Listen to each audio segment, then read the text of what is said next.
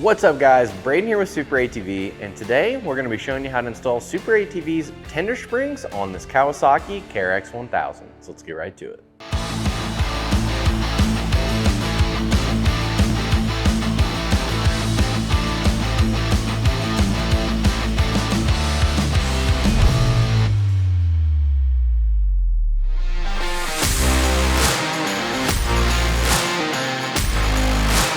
So you may ask, why would you want to install a set of SuperATV tender springs on your KRX?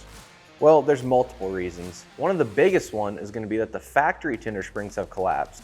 So this is the SuperATV front tender spring here. As you can see, from top to bottom, it's about this height. After, many miles of trail riding, whatever kind of riding you like to do, whatever your style is, this tender spring may only be, this size here. So half of that, maybe even less, to where it's been compressed down over time. That's one reason why you may want to change your tender springs. Another is maybe you just want to gain some ride height, gain some ride quality. All around, these tender springs are a great option for the KRX. We have the fronts and the rears in the kit. They're labeled with a part number. We'll tell you exactly where these go and how to install them. So we're going to jump over here to the machine and do a brief walkthrough of what you need to do to get SuperATV's tenders installed on your machine.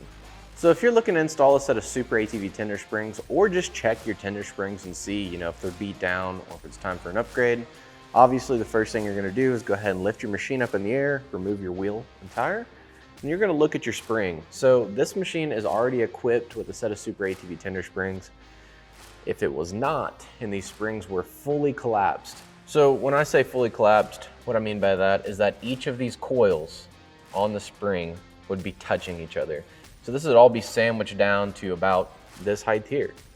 So if you're looking to install a set of SuperATV tenders, this is what you're gonna do.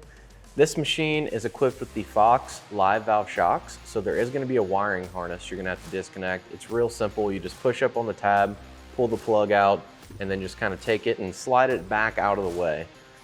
If it's a Walker Evans machine, or if it's another Fox machine where it does not have the live valve shocks, all you're gonna do is remove your lower shock bolt, which is here, very easy to get to, and then the upper shock bolt. The upper shock bolt, it's a little bit easier to access it through the hood.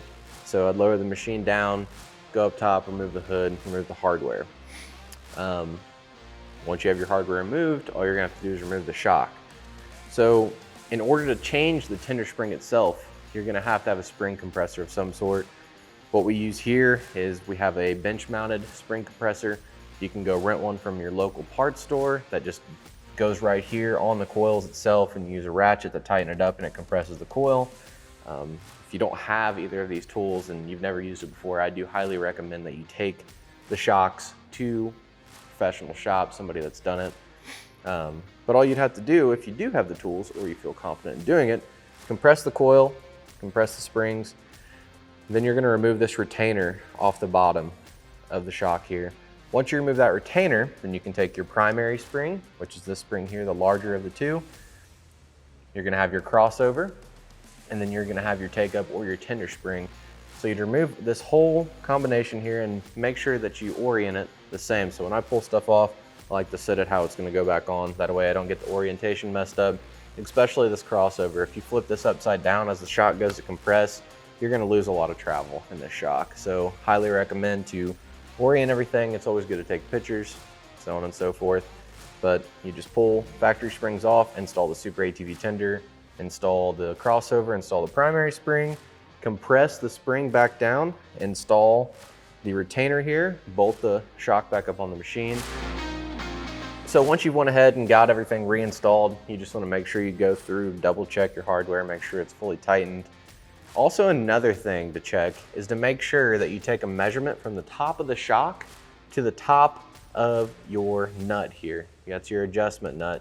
You're gonna wanna make sure that it's the same measurement on both sides. What that does is that sets the preload. So if you have one side that's tighter or farther down, it's gonna put more pressure down on this tender spring, which is gonna make it ride higher or lower on the side. So always make sure that your measurement's the same from side to side.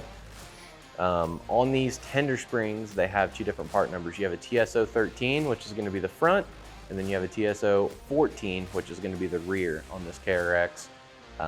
Like I said, once you've done all that, made your adjustments, that's really all there is to it to install SuperATV's tender springs. So everything that we've talked about here on the front is going to apply to the rear. If you have any questions, be sure to give us a call or check us out online at superatv.com. Thanks for watching, and we'll catch you on the next one.